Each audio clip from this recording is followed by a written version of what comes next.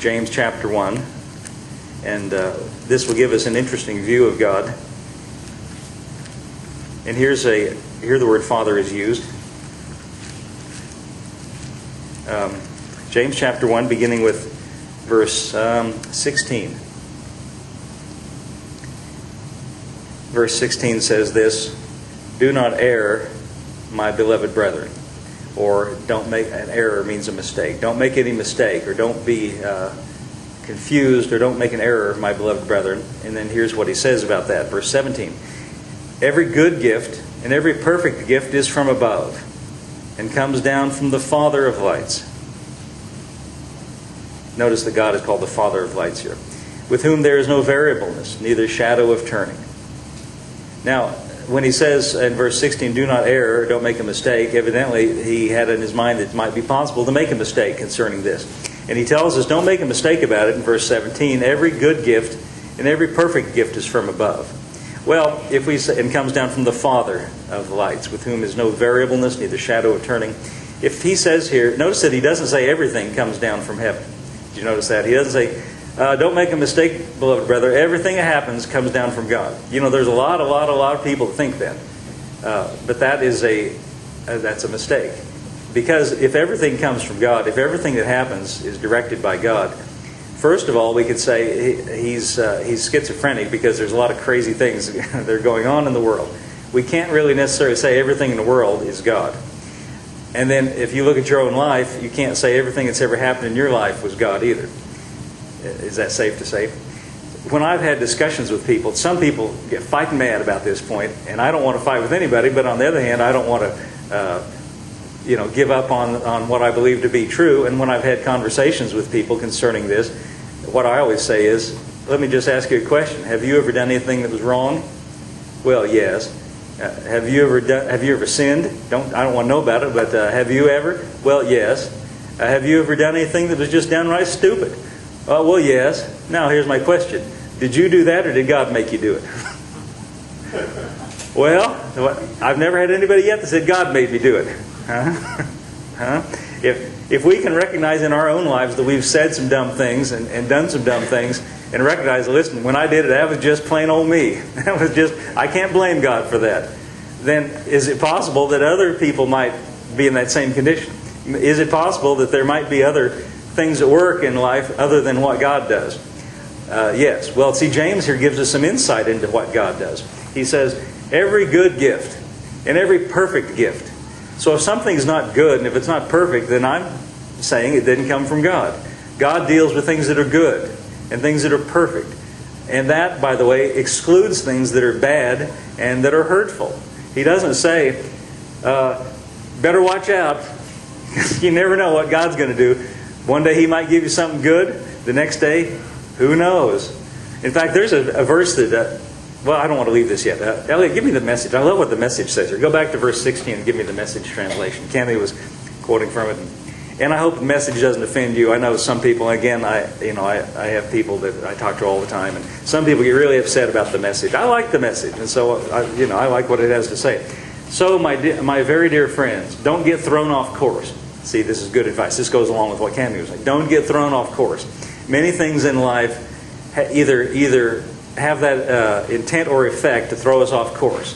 It almost makes you suspicious sometimes, the kind of things that happen in life. Don't get thrown off course. Okay, next verse. Every desirable and beneficial gift. Think about that. Every desirable and beneficial. And notice this language, gift. Did you know God is dealing with gifts with us? You know what a gift is? A gift is something that's given free of charge just because of the goodness of the giver. Now, if you worked for it and earned it, that's not a gift, that's a wage, right? That's a wage for what you've earned. But a gift is something you didn't earn. A gift is based not on what you deserve and what you worked for. A gift is based solely on the goodness of the one who gives it. Am I right about that? Have you ever received a really good gift from somebody? You said, wow, I don't deserve this. Well, that's probably true, but the person who gave it is just that. That's how good. A gift shows how good the giver is, you see. And every desirable and beneficial gift, that just shows us how good God is. Comes out of heaven. These gifts, listen, this is such beautiful language. These gifts are rivers of light cascading down from the Father of light. Isn't that a beautiful picture of God? Rivers of light, cascade. That's what the idea of Him that He wants to convey to you. That's what He's like in your life. These gifts are rivers of light, cascading down from the Father of light. There is nothing deceitful in God, nothing two-faced, nothing fickle. In other words, He's this way with everybody. He doesn't pick and choose. Now, Jesus gave us some insight into this. If you'd go back with me to Matthew chapter 7, just for a moment. We were mentioning that, it's not good and bad things, and He doesn't trick us and give us something bad when we are looking for something good. Of course, none of us are looking for something bad, are we? We don't look for bad things. And so God's not dealing in bad things. He's not going to trick us. Look at what Jesus says here. I think this is very insightful in chapter 7. Matthew chapter 7, verse 7. Matthew chapter 7, verse 7. And I'm going back to the King James. Thank you. Ask, and it shall be given to you. Seek, and you shall find. Notice, by the way, when it says ask, and notice He doesn't say ask, and there's a 50-50 chance. Ask, and, there's a distinct possibility. No, Jesus is very certain here in His language. You know why He's certain in His language? Because He knows the Father. Don't you know that Jesus knows God in a way that nobody before Him ever knew Him? Jesus knows God better than any Old Testament prophet ever knew Him. Jesus knows God better than Moses. Jesus knows God better than Isaiah, although I'm not putting down any of them. Jesus is the ultimate expression of the nature of God. And so He says here, with this kind of certainty in language, because of His knowledge of God that He wants to convey to us, ask, and it shall be given you. Seek, and you shall find. Knock, and it shall be opened unto you. For everyone that asketh, receiveth. Notice He didn't even say 90% of those who ask. He didn't say, the best ones. He said, everyone that asks receives. He that seeks finds. To him that knocketh it shall be opened.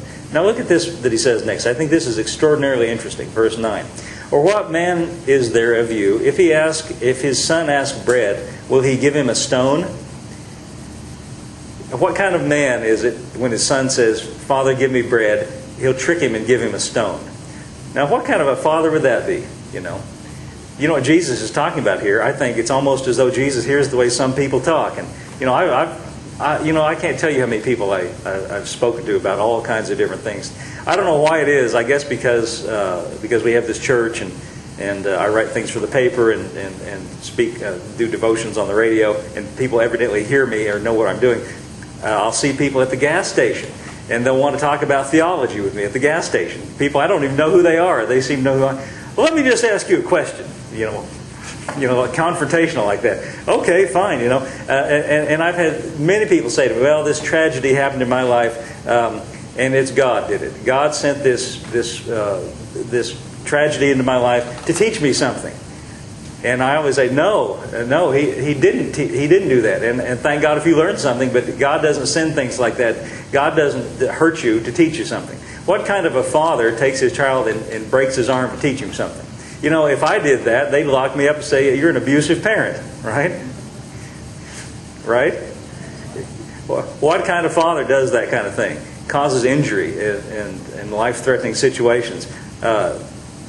Even on our earthly standards, we wouldn't do that. We're at least better than that. And so Jesus here is speaking in that same frame of mind. What man is there of you, if his son asks bread, will he give him a stone? Well, the answer is, nobody. Nobody would do that. Verse 10. Or if he asks fish, will he give him a serpent? Boy, how about that? Daddy, give me a fish. All right, here you go. Try that. A serpent. No father would do that. Throw a snake after, and threaten him with something undesirable. Why is Jesus, by the way, why is He telling us this? He wants us to understand the nature of God. If ye then, being evil, know how to give good gifts unto your children, how much more? Not how much less, but how much more? Not even in the same way. How much more?